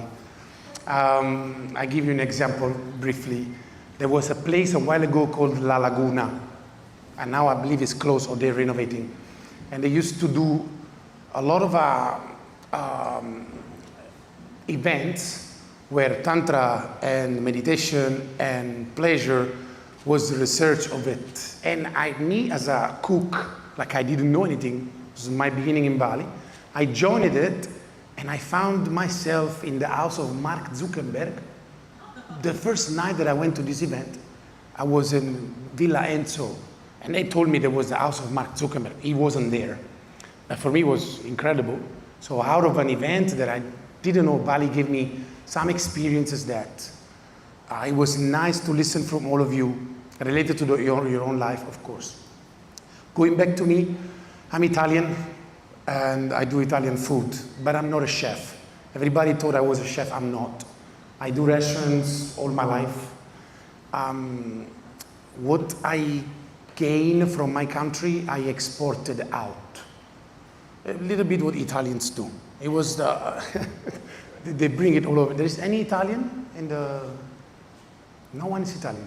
There is one Italian speaker, I'm pretty sure. I spoke before. So yeah, the difficult of leave my own country every time is the main question that they give me. And don't get me wrong, we're very attached to passion, family, mother, sister, brother, father. I have 3 sisters, 2 brothers, so we're many. So compared to Nenda, and Nenda say, Mom, one day we will leave this jungle. For me, it was the opposite. The goal was to stay, but we couldn't because, you know, better than me, how tough is life in Europe right now was back at the time. For me, the goal was living and find the fortune. So the first step was going to Australia because, okay, America is game over. Okay, let's go to Australia as a new country. Once I get there, I thought, oh, life is much better here. Then after 3 years, I came for a holiday to Bali, which I didn't know. What was it? So I found myself first holidays, and I walk into this place, Mexicola, and I met one of the owners, which was the owner of one of the places in Sydney, where I worked for. And he told me, do you want to come here and build an event in Luigi's, the Daniel was talking about? I said, why not? So I went back to Sydney, I packed my stuff, I came back, and I started living in Bali. This is basically my story. Running Luigi's Hot Pizza and building the Monday event. After that, the family of Bali became extremely strong, and Canggu was still a community. Now it's a city center. Back at the time it's amazing, so I couldn't find a reason to go back home. Yeah, every time I go back home to see my mom, my sisters, to hug them, to surprise them, but after many years I said, I'm not gonna go back. I'm staying here, I found my identity here. So I found the courage and the energy to leave everything I left. My friends, right now, if I would have gone back to Italy, I probably wouldn't have an identity. So I wouldn't know how to do it. After Luigi's pandemic came, a pandemic was really good somebody, really bad for some others, I'm sorry for them. For me it was amazing, because I opened another concept, Samesa. I've never been a speaker, and I've never been a coach. But in Samesa, I put people together, strangers, like tonight, to become having dinner like an Italian family and develop connection, emotions, date. People get married in the restaurant. Incredible, more than 10 times. Like, there was a guy, Greg, I don't know if he's gonna see this video. He proposed her on the second month of the opening of the restaurant. And from there, I gained my love inside myself. Oh, I say, I can do something that I don't need to go back home to my mom to love, to have love here. And after that, I got the call of this extremely famous chef. I called my dad on the call. I said, Dad, who is this guy? Who is the most famous Italian chef? I said, oh God. Okay, I'll take the job. And I left Samesa and I started the project with Amici. So this is briefly my story. Obviously, going back to the fact that every one of you have a different story and different thing to say, or the truth, the hidden truth of Tim. I took some notes, so if you allowed me, I would read them. Just to compare to you if you agree with me or not. Oh, and by the way, yesterday Daniel came to dinner in Amici. He tried the food already before to have me here. And he thought, him and Luisa thought that I'm gonna have dinner with them. They came, oh, we don't want to eat alone. So I said, guys, but I have a restaurant to host. So that's basically what I do. I host people, I analyze their psychology vibe. I'm not a psychologist. I study sport, completely other things. But then I always work with chef and cuisine and tourists. Because back in Italy, you cannot do a restaurant that easy. Everybody is good, right? While in Bali, you can have your identity. So every night I bounce table by table, talking to people, analyzing what they like to say, what they like to hear. And because of that, I became an extremely social person. Tonight, they asked me if I was afraid to be on this. It's easier with the lights, because I can't see you properly. So it's easier for me to say that. So I abandoned Daniel and Luisa to their dinner with the general manager. They spent all night together. Sometimes I came back, but I've met Daniel a week ago and I love him. I don't know, he's the opposite of what I am. Super organized, super precise. Me, I'm completely the opposite. Maybe Bali gave me some, whatever, the word, nanti, what that means? Let's do it later. So Bali is something like that. So regarding the note I took, another reason why I left home was the same as Owen told us before, he had a coach that unfortunately passed away. I had a mentor that cut his life because he wrote a letter where he thought he knew too much about life and he never traveled.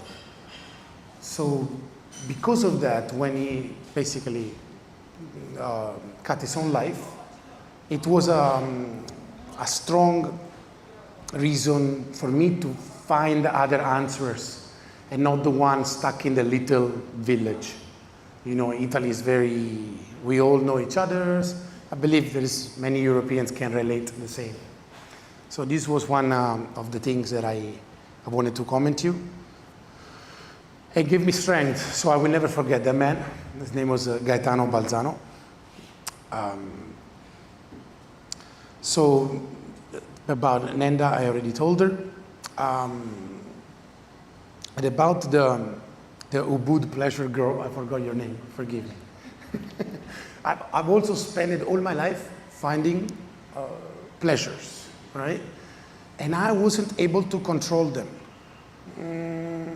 A spoon of Nutella, a pack of cigarettes, half bottle of single malt whiskey. I would have never said no to anything. So when you say that before, I was like, oh, she knows what I'm talking about.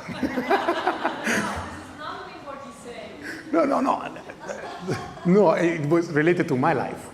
What was the pleasure for me? But then suddenly, 3 years ago, I quit drinking. I quit smoking. I was smoking every day for 20 years. And I quit coffee. As Italian, I quit coffee. that was the hardest thing I ever done. Cigarette was the most difficult one.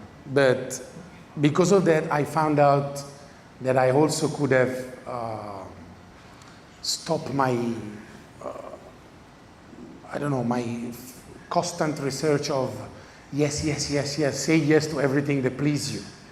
So I believe we all need to find a limit to that too. I don't want to say about the conversation we had before. but I get your point. Is that true? I get your point. There was another thing about the hidden truth, but I already said it before.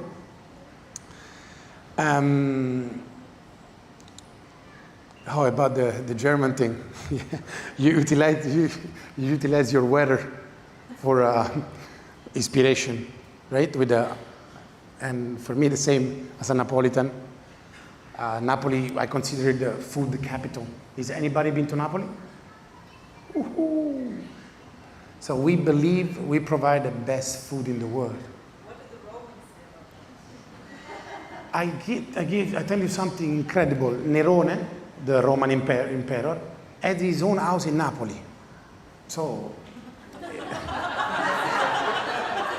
no. It's incredible, but I'll give you another tip. 5,800 ingredients in Italy, 3,000 are from Napoli. So everything is kind of born there. So all the products, all the tradition, I could tell you 3,000 different dishes with 3,000 different names. And that's what was the key of success of bringing around the world. Even if, especially in Bali, it's easier for us to sell a lie. You know, do you think there is a better cuisine than Italian commercially? No one talks. I like it. So Italians stand on the first spot, right? Anybody wants to say no? Okay. So Italians, it's easier for us to sell, example, a Pinot Grigio. You know, what's your favorite Italian wine? Pinot Grigio. We don't drink Pinot Grigio in Italy. Or, burrata cheese. Burrata is not the queen of the cheese. It's just a tourist stuff. That's why for us it was the easiest way to get out of our bubble. I will ask you something. Do you know what is salsiccia e friarielli? No one knows. You know what it is. My best friends have Italian, so like every time we went to Italy, it's like, you need to eat this, you need to eat this, you need to eat that. It's like I just get Like, salsiccia friili is one of the most typical dish from Napoli that we have it every day. Same as mozzarella. Anyway, my 15 seconds are expiring. I hope you guys enjoying it. Thank you. Thank you, brother. It makes a lot of things.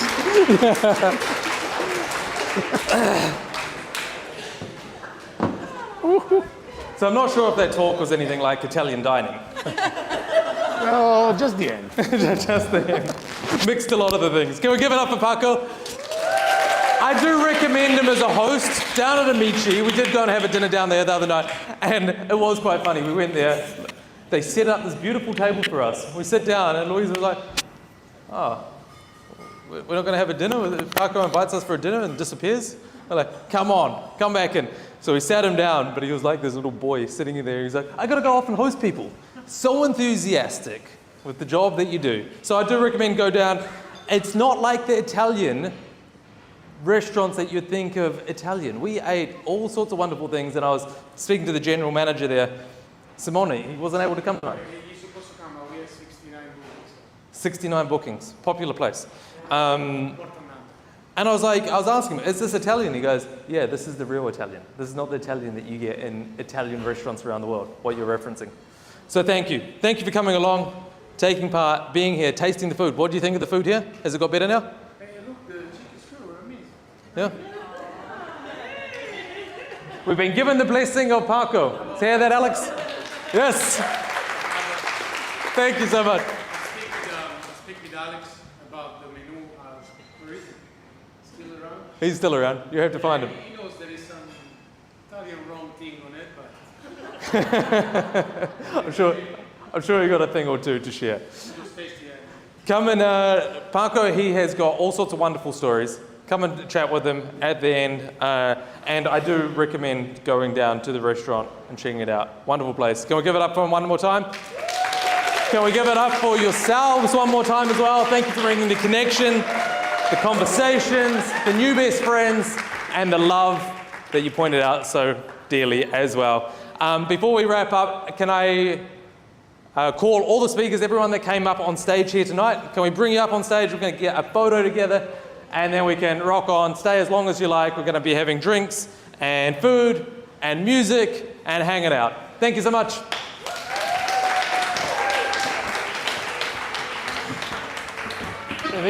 Did you bring the certificates?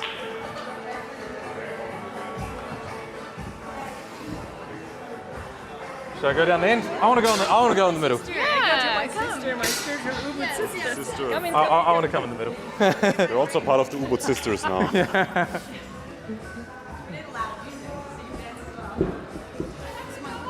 Yes, come up. Get over here. Look, all the audience just wants to watch us get our photo taken.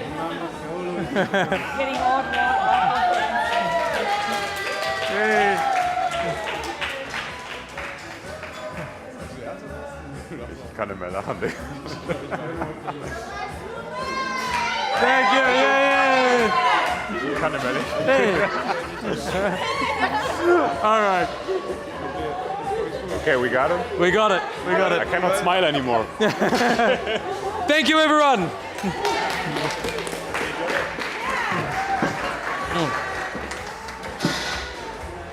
What's the time?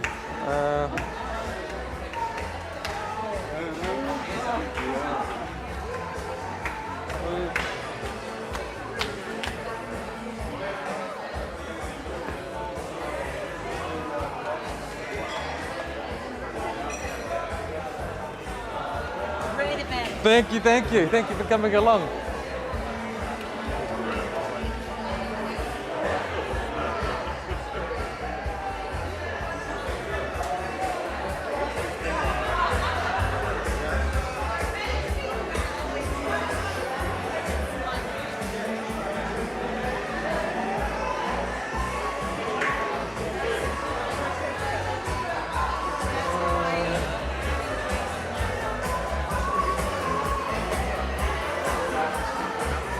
What happened to the certificates? Oh, baby, that's what I said hours ago. Twice, so we need to write them all out. We can send them for go, Jeff. So the last one.